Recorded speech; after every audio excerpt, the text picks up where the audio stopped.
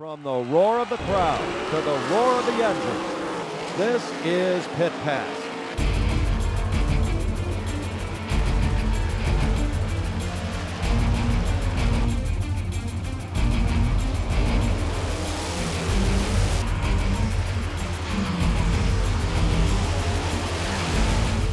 Pit Pass is brought to you by Jake's Karts and by Buttonwood Campground. Here's your host, Ron Fox.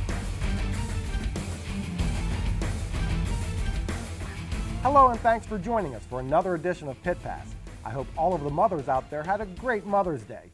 Well, we had quite a contrast in weather this weekend. Friday night I was at Dog Hollow Speedway and it was a pleasant evening. Now for those tracks that did run on Saturday, it wasn't so nice. I bounced between Susquehanna and Williams Grove, but that didn't go quite as planned. And the windy conditions were so severe that Port Royal had to cancel both of their all-star sprint car races. So before we get to some highlights, let's catch up on some news. Vicki Amick, who has owned Mercer Raceway Park since 1999, has sold the track to businessman Bill Altman, who recently sold his Butler County-based trucking company. The next time I'm at Mercer, I hope to have an interview with the principals involved in this transaction. Now on to some racing. With the warmer temps, Friday was a great night to be at the track. I made the trip to Indiana County and Dog Hollow Speedway. The Pure Stocks kicked off the first of 6 feature events. It's John Mazie on the pole in the orange 55. By lap 3, the 78 of Matt Summers has ran down the leaders. On lap 8, the 38 of Tim Loghard, hope I said that correctly. Anyways, he tries to make a move on Summers, but the caution comes out. Summers is up to second, but watch the 2W of Justin Queen.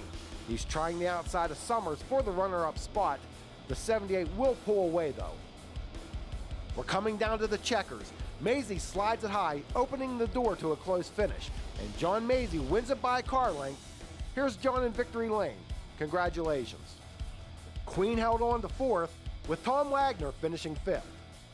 For the next feature of the evening, Matt Gaston would lead the super late models to the green with the 28 of Clay Copeman to his outside. The yellow 18 of John Britsky tries to make a move on the backstretch and going into turn 3. In the middle of the corner, they are side by side and will race that way down the straight. Meanwhile, number 2S, Sammy Style, has started 12th and is making his way to the front. Here he gets around the 71 of Billy Esch. On lap 13, Ron Delano Jr. in the 0 tries to take 3rd from Copeman. He would succeed eventually. On lap 14, the red 44 of Rick Davis and 81 of Dwayne Tannehill get together, bringing out another yellow. A couple of laps later, Delano, Style, and Copeman make it 3 wide, battling for 3rd, while Britsky is still trying to reel in Gaston. Okay, here's another restart. It's 5 to go. By now, Delano has 3rd place, and he's going to muscle his way past Britsky for 2nd. Now he has his sights set on Gaston for the lead. He uses the inside to make a move. Gaston holds on, but Delano is inching closer. Behind them, Style is involved in an incident which includes Chris Haas.